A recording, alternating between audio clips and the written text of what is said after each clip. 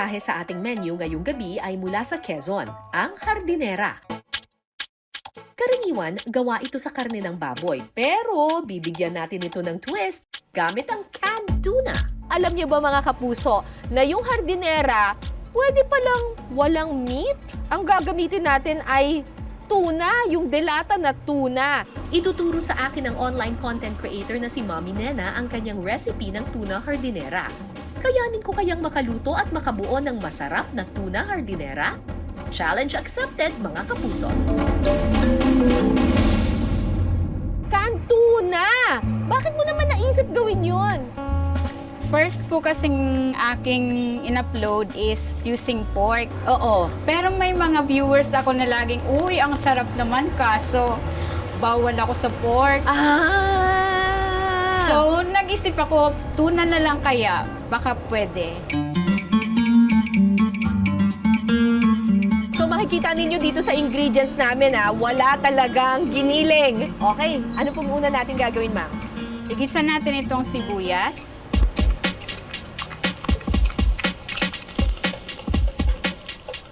Bawang. Sunod na po ang bawang.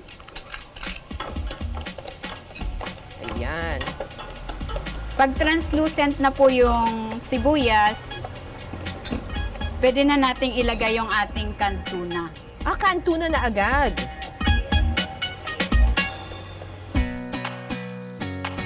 Ano, ma'am? Dudurugin ba? Opo, yung medyo malalaki, pwede nyo pong hati-hatiin. Oo, kasi syempre gusto natin parang ka-texture siya nung giniling. So, makikita ninyo merong mga malalaking bits of tuna. Gigisa lang po natin ito. And then, i-season po natin ito with salt. Lagyan ng salt and pepper. At ng seasoning. Naku, hindi ba aalat ito? Hindi naman po kasi maglalagay pa po tayo ng breadcrumbs mamaya. Okay. Pag nagisa na po natin yung tuna, maglalagay na tayo ng tomato sauce. Ito po ay para ma-improve yung color ng ating tuna. So hindi naman talaga marami. Pampaganda lang daw ng kulay. Ilalagay na po natin yung hotdog, yung carrots. At kapag naluto na po yung ating gulay, pwede na po natin itong hanguin at palamigin.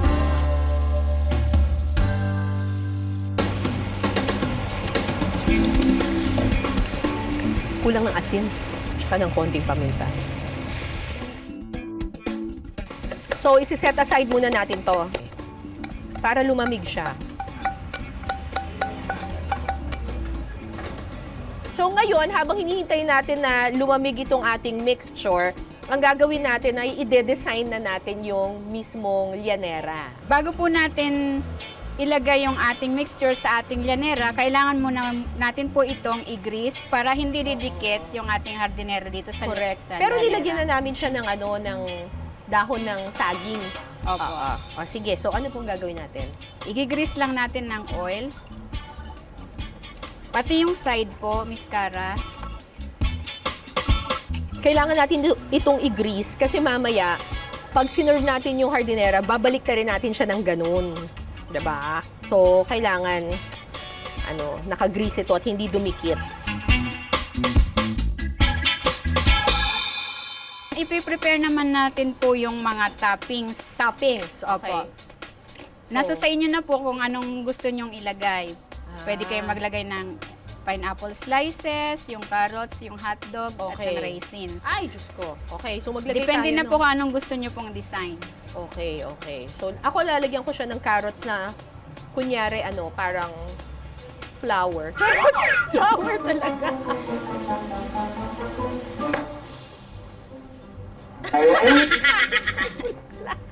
Pwede na yan. Maglalagay din po pala tayo ng nilagang itlog. Oo. Babalatan ko na yung... Sige, balatan mo na yung sayan. Yung pangit. Pero pwede na yan. Kakatiin ko lang po ito, Miss Cara, yung boiled egg. Maglalagay ako ng sliced pineapple. And then, para may contrast yung color, maglalagay ako ng hotdog. And then, maglagay din ako ng carrots. Kayo po, ma'am, kung anong design po ang Okay. Tapos, ilalagay ko yung boiled egg. Kailangan nakataob siya. Nasa ilalim po ang part na ito dahil pag in-invert natin yung ating llanera, ito na po ang magiging ibabaw. Okay. So, pag nilagay ko yan, kailangan nakataob. Then, maglalagay din ako ng bell pepper Wala, hindi kasya. Ano ba to? at Ayan. ng raisins. May pa bell pepper. Okay. Ano ba itong itsura ng ginawa ko? Basta i-design nyo na lang kung ano man ang gusto nyong trip. 'Di ba? Parang may party, oh. Kapag malamig na ang mixture, ready na itong haluan ng iba pang mga sangkap. Ilalagay na po natin itong ating raisins. Ang galing ko na yung ibang raisins dito. Ayoko nang may black sa taas. Gusto ko, siya, festive lang yung colors. Pak!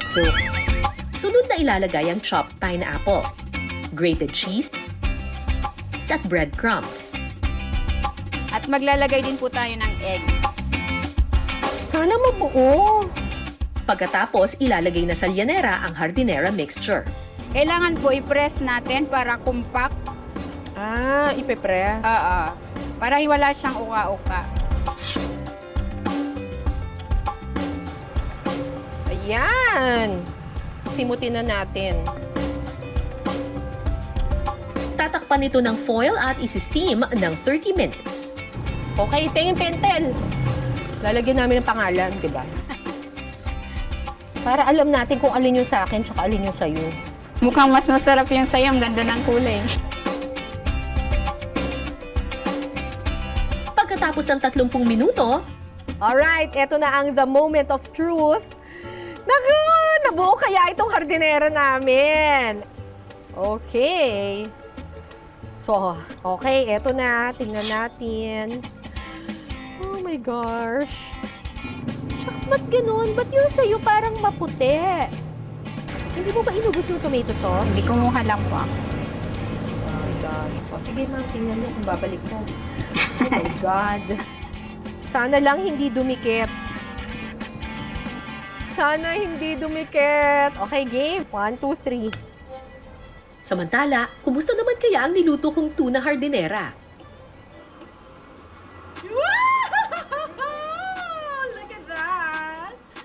Perfect ang pagkakagawa ng ating tuna hardinera. Ang tanong, kumusta kaya ang lasa? This is it, the moment of truth.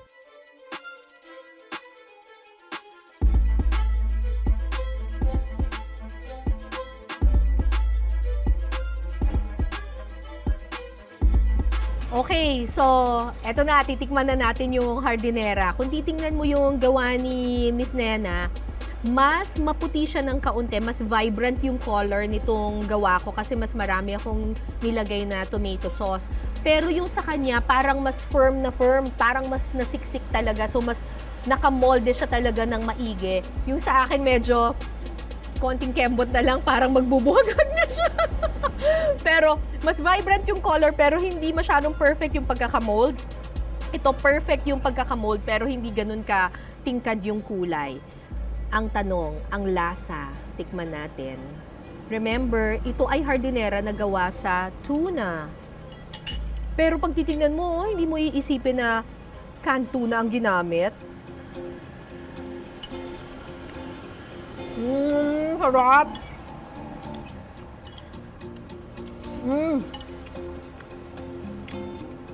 Lasang-lasa mo pa rin yung tuna.